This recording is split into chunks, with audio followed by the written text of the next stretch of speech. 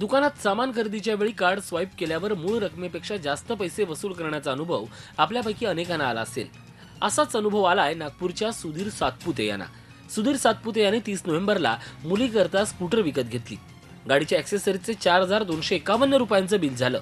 रोख रकमेचा तुटवडा असल्यानं सुधीर यांनी त्यांचं डेबिट कार्ड स्वाईप केलं, मात्र मूळ रकमेपेक्षा जास्त पैसे त्यांच्याकडून वसूल करण्यात आले।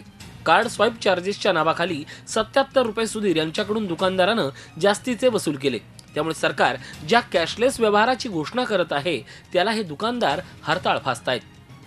आधीच कॅशचे खूप प्रॉब्लेम झालेले आहेत आणि सरकार म्हणतो की बा तुम्ही जास्तीत जास्त कार्डचा उपयोग करा, कॅशलेस व्यवहार करा, आणि अशा परिस्थितीमध्ये जे 2% हे लावून राहिले हे बरोबर नाही आहे।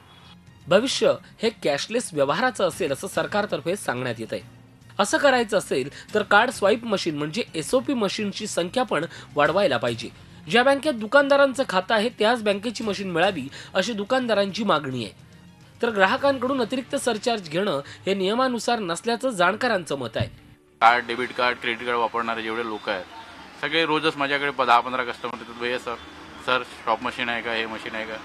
त्यामुळे कसं आहे की आपल्या ज्या बँकेत अकाउंट्स आहेत त्या बँकेने ती मशीन जर प्रोव्हाइड केली तर आमच्या व्यवसायाला पण सुविधा होईल आणि कस्टमरला पण सुविधा होईल। जेवढे कंझ्युमर आयटम आहे त्याच्यात जनरली आता पाहण्यात जे आलं आहे की स्वॅप मशीनवर जेवढे ट्रान्झॅक्शन होते आजकाल तर चार्ज कोणी घेत नाही, पण फक्त काहीच असे सेंटर आहे म्हणजे काही असे दुकानदार आहेत तेच घेतात, बाकी जनरली घेत नाही।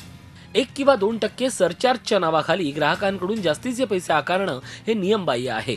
पीओएस मशीन देणारी बँक आणि दुकानदार यांच्यातच सुरुवातीला याबाबत करार झालेला असतो। तरीही दुकानदार असा सरचार्ज आकारत असेल तर गप्प न बसता त्याची तक्रार ग्राहकांनी बँकेकडे करणं देखील तेवढंच गरजेचं आहे।